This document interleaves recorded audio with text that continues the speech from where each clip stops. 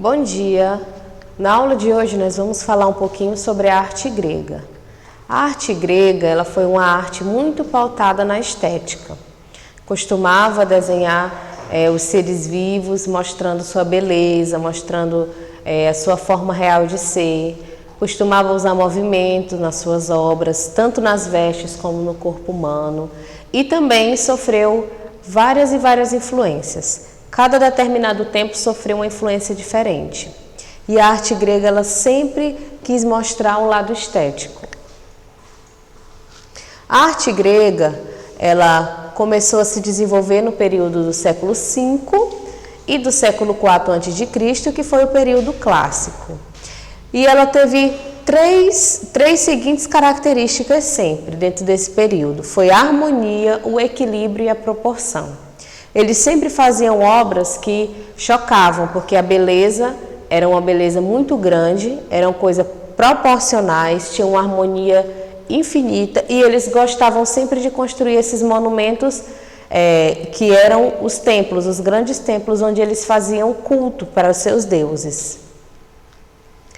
A arquitetura grega ela estava muito voltada para a vida religiosa.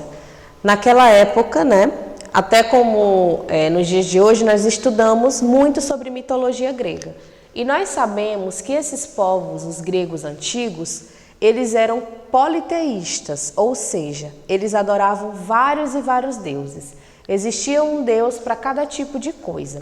E Dionísio, ele foi considerado o deus das festas e dos vinhos, primeiramente, Então, quando eles tinham uma boa colheita, eles iam e faziam festas para adorar esse deus Dionísio, e essas festas ficaram marcadas como o começo do teatro.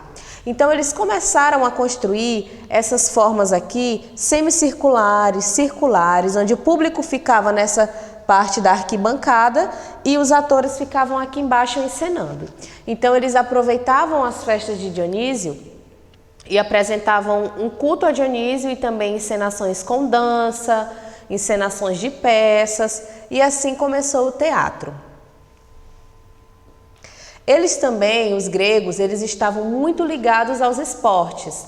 Eles faziam com que os homens e também as mulheres em determinadas cidades, elas fossem adeptas ao esporte, Um exemplo de Atena, por exemplo, onde quando houve a guerra, as mulheres ficaram sendo as chefes de família, então elas tinham que ter uma resistência física. Então o esporte era muito cultuado.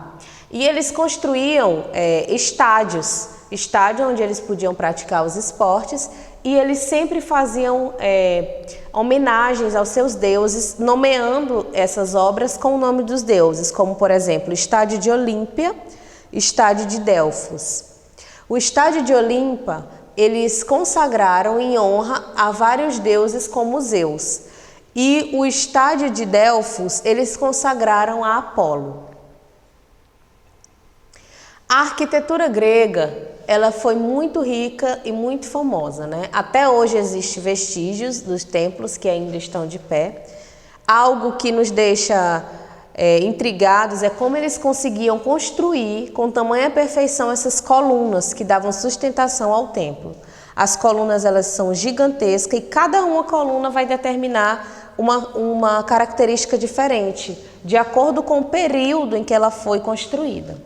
Esses grandes monumentos e templos, eles construíam para dedicar aos seus deuses, como aqui, Partenon, que foi dedicado a Atena.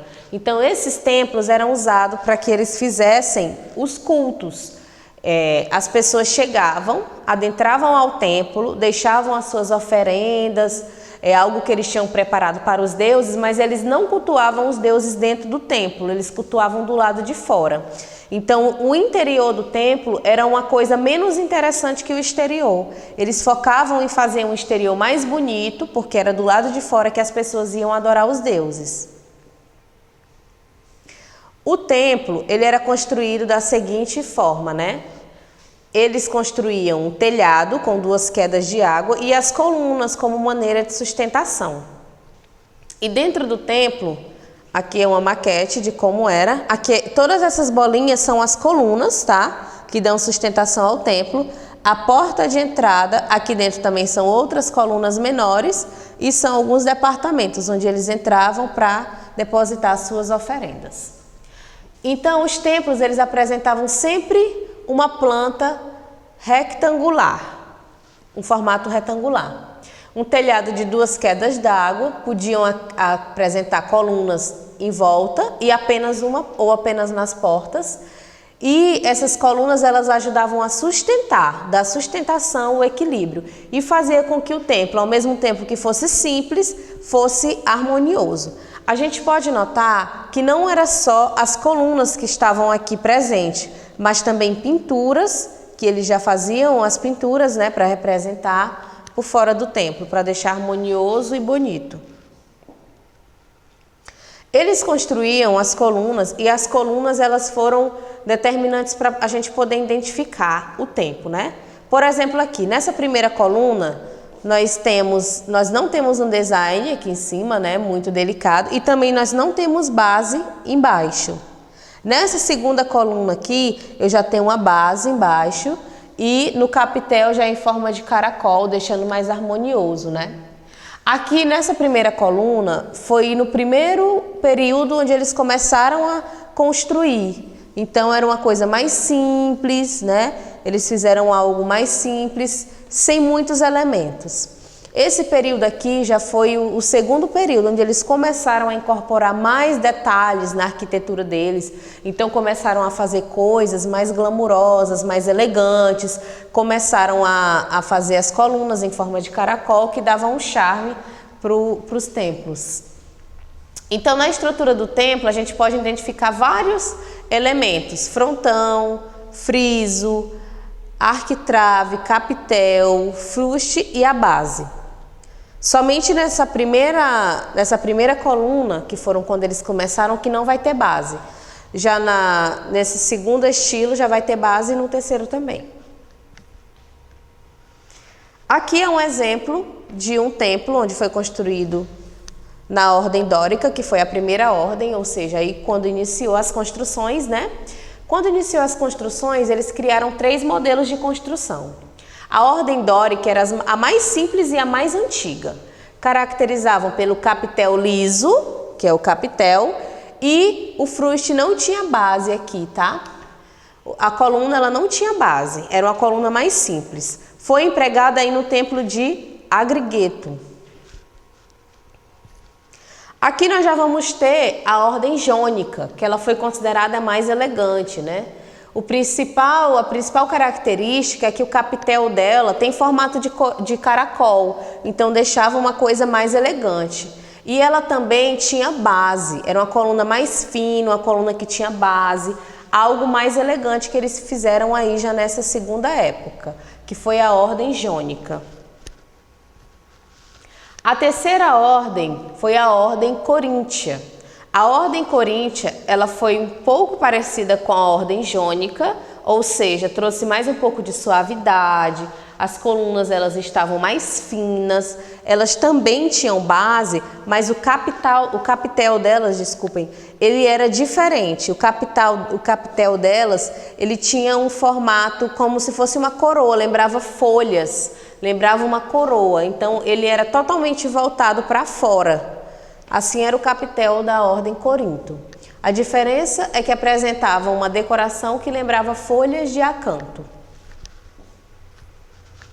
A escultura. A escultura grega, gente, também foi muito importante.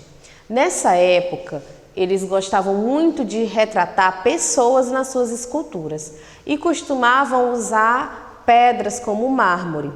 Eles gostavam muito de retratar o rosto, a feição das pessoas, retratavam emoções, se elas estavam tristes ou felizes, retratavam o movimento e também pintavam tanto com roupa como nu. Eles também gostavam de admirar a pessoa sem as roupas nas suas esculturas. Aqui é um exemplo de escultura no período arcaico, o primeiro período. A segunda escultura já foi no período clássico. E a terceira escultura, que foi num templo, né? Uma escultura de relevo que eles também faziam para decorar os templos do lado de fora. Então, as esculturas, praticamente, eles faziam para representar as pessoas, representar o esporte, algo que eles adoravam, né? A religião, os deuses. E assim, eles fizeram, todas as obras dele vão ter uma relação com a religião, mas sempre vai predominar a figura humana. A gente não vai ver uma escultura grega daquele tempo clássico, eles fazendo escultura uma coisa abstrata, uma coisa que a gente não consegue identificar. Eles vão optar por fazer da figura humana, representar. E a gente pode observar nessa primeira escultura aqui, que eles fazem o movimento da roupa, né? Como se a perna dela tivesse uma à frente da outra e a roupa dela segue o corpo dela. Não é uma coisa estática, é algo que remete em movimento, era uma coisa muito bem feita. A segunda estátua é uma estátua muito famosa, uma escultura muito famosa, né? Até nos dias de hoje ela é muito representada, representavam os atletas, que naquela época o esporte para eles era muito importante. E a terceira representava uma guerra, né? Uma luta que eles fizeram do lado de fora. Então os principais temas que eles representavam nas esculturas eram os deuses, representação de atletas e representação de cenas da mitologia. Característica que eles usavam, naturalismo, ou seja, eles representavam o corpo do jeito que ele era. Eles não colocavam elementos para distorcer o corpo. Pelo contrário, eles queriam que o corpo fosse realmente o corpo humano, que quando você olhasse para aquela escultura, você conseguisse identificar. E também eles davam a ideia de movimento, o corpo, se a pessoa estivesse caminhando, uma perna, ele não ia estar assim na escultura, ele ia estar com a perna à frente, o braço. Eles queriam dar essa ideia de movimento. Serenidade. As figuras, elas geralmente não revelavam sentimento, expressão. E harmonia, porque existia proporção, né? Não fazia um corpo grandão, uma cabecinha pequena, uma cabeça grande, um corpo pequeno. Era tudo proporcional, tá ok? A pintura. A pintura também foi muito importante na arte grega. Eles usavam cores fortes, vivas, e eles costumavam fazer essas pinturas dentro das casas deles e por fora dos templos, né? Onde as pessoas iam adorar os deuses. Eles se importavam muito com o exterior do templo, então eles faziam isso. E geralmente eles costumavam pintar cenas de guerra, de luta, dos deuses que eles adoravam, né? Lutando com Amazonas ou com outros seres naquela época. Então é provável que as pinturas elas aconteceram nos tempos mais antigos da civilização grega, começaram a acontecer. E eles usavam também, gente, as pinturas nas cerâmicas, nos vasos daquela época que eles pintavam para vender, para comercializar ou até mesmo para o consumo próprio, né, como maneira de arte. Então, no período clássico, eles chegaram, os vasos de cerâmica, e começaram a retratar cenas do dia a dia deles, cenas da mitologia, do que eles acreditavam, dos deuses. Numa fase mais antiga, eles representavam com formas geométricas, como por exemplo aqui nessa segunda imagem, né? Eles costumavam representar com cenas geométricas e já na arte mais moderna eles começaram a representar cenas do dia a dia ou cenas que retratavam os deuses. Os gregos eles pintavam figuras humanas perfeitas na peça de cerâmica, ou eles pintavam com um fundo mais amarelado, laranjado e as pessoas negras, né? Ou eles pintavam fundo negro e as pessoas num tom alaranjado ou avermelhado.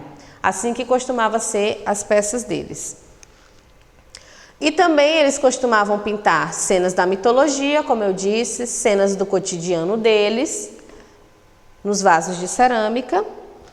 E aqui também é outro exemplo dos vasos de cerâmica que eles costumavam pintar. Gente, espero que vocês tenham gostado dessa aula, onde a gente aprendeu um pouco sobre a arte grega clássica, né? A arte grega contemporânea, ela já está diferenciada, já sofreu influências, mas tudo começou aqui, nesse período antigo. Então, espero que vocês tenham gostado dessa aula e até a próxima aula.